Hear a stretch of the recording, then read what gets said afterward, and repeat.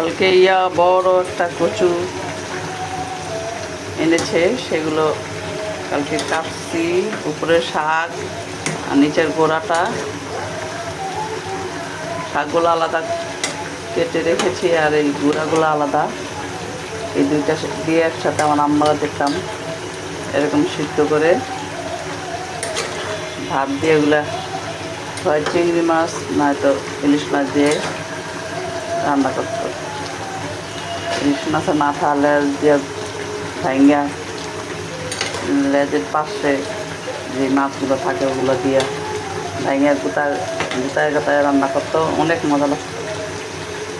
আমিও ওরকম করি, নিচের গোড়াটা দিয়ে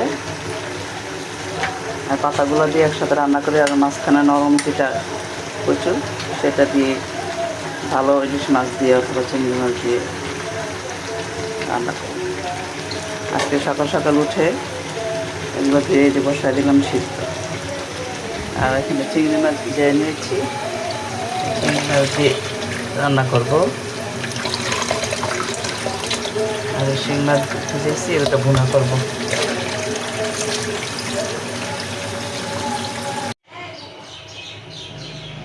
এই যে কচু রান্না করব।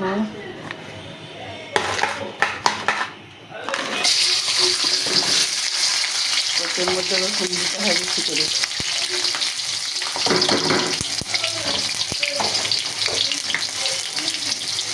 পেঁয়াজ,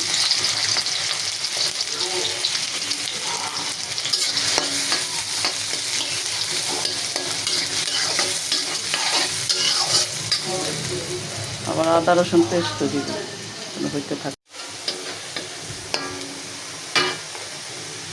দিয়ে দিই চিংড়ি মাছ,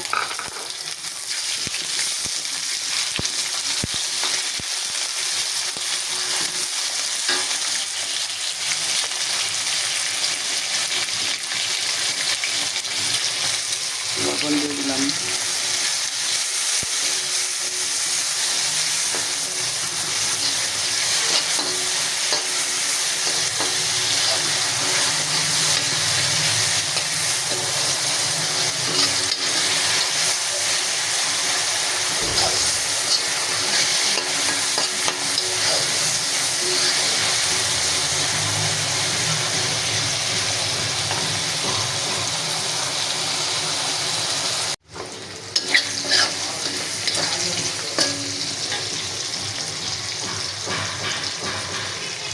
আদা রসুন আগে দিলে মশলা ছিটে, তাই হলুদ মরিচ দিয়ে দিলাম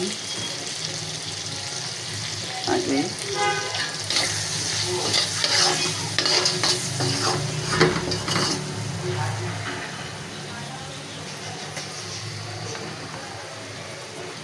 আদা রসুন দিয়ে দিলাম।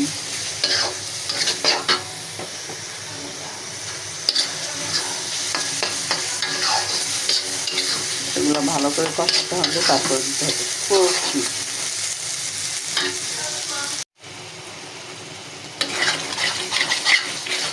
একটু পানি দিয়ে ভালো করে কষিয়ে নিলাম।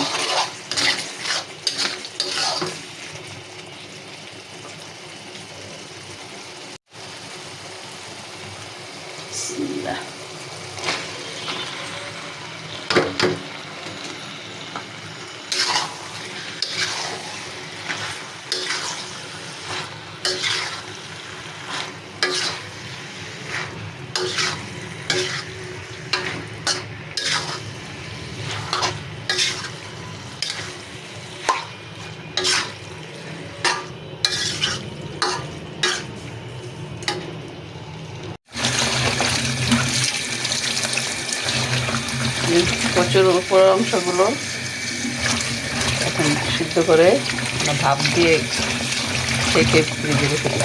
যখন আবার রান্না করে তখন আবার রান্না করা যায়।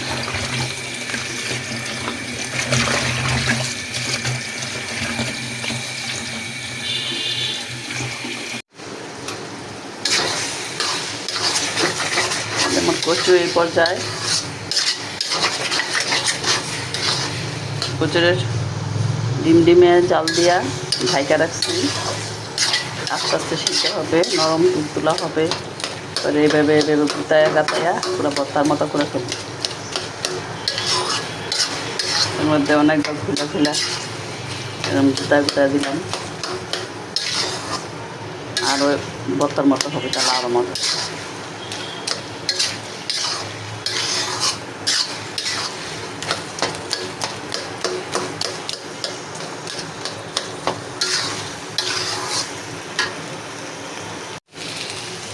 এই জায়গায় বসাইছি বুটের ডাল,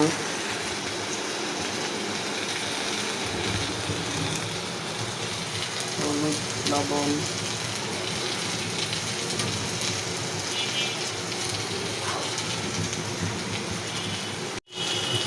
আদা রসুন পেস্ট দিয়ে দিলাম,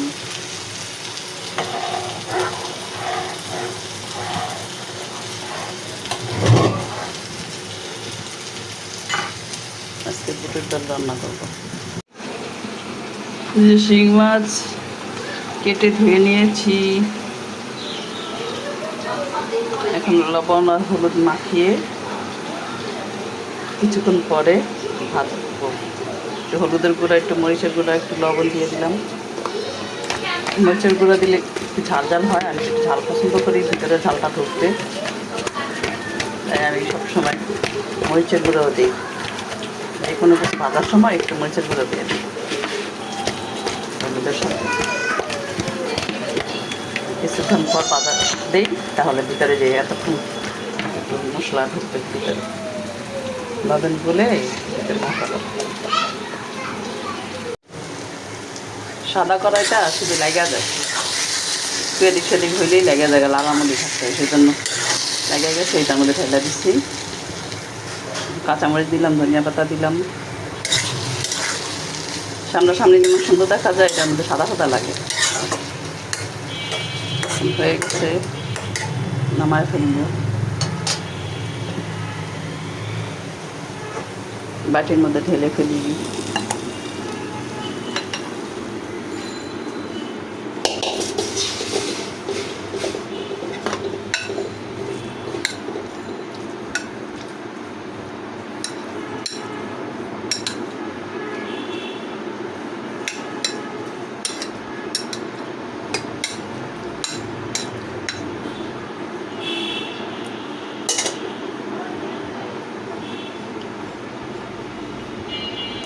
ধোয়ায় আরও সাদা হয়ে যায়।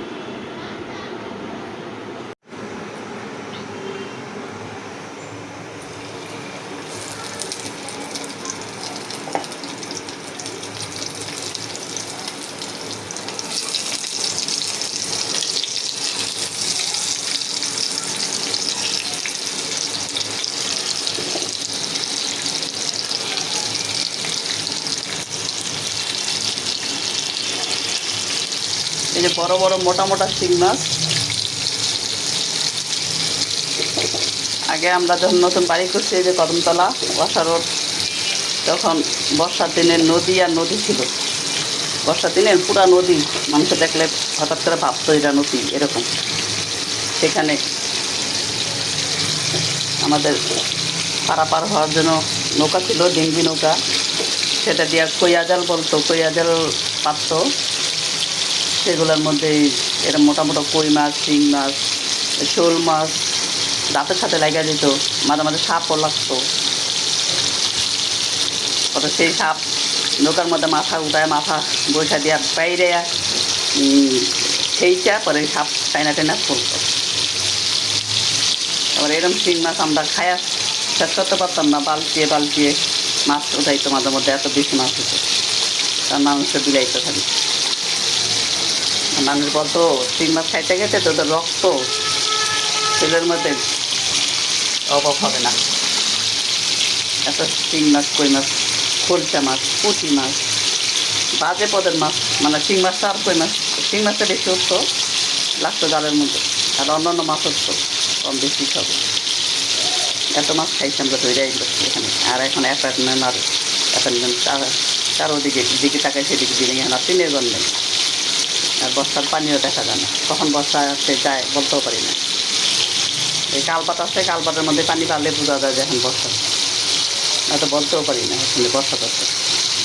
আর আগে কত বর্ষার পানি আমরা চলাফেরা করছি, কষ্ট করছি,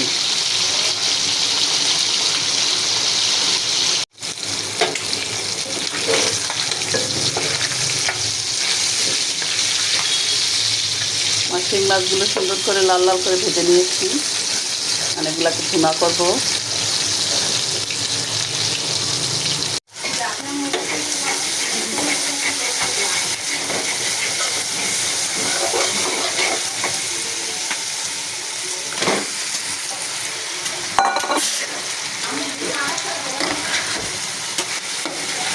যে শিং মাছ, ভাজা শিং মাছ দিয়ে দিলাম, এখন সুন্দরভাবে কষাবো নেড়ে চেড়ে।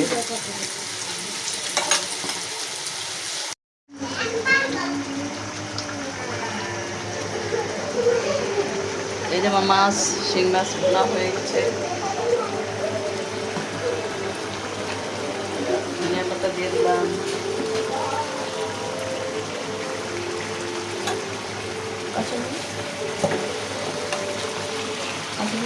কাঁচামরিচ করে রাখলাম।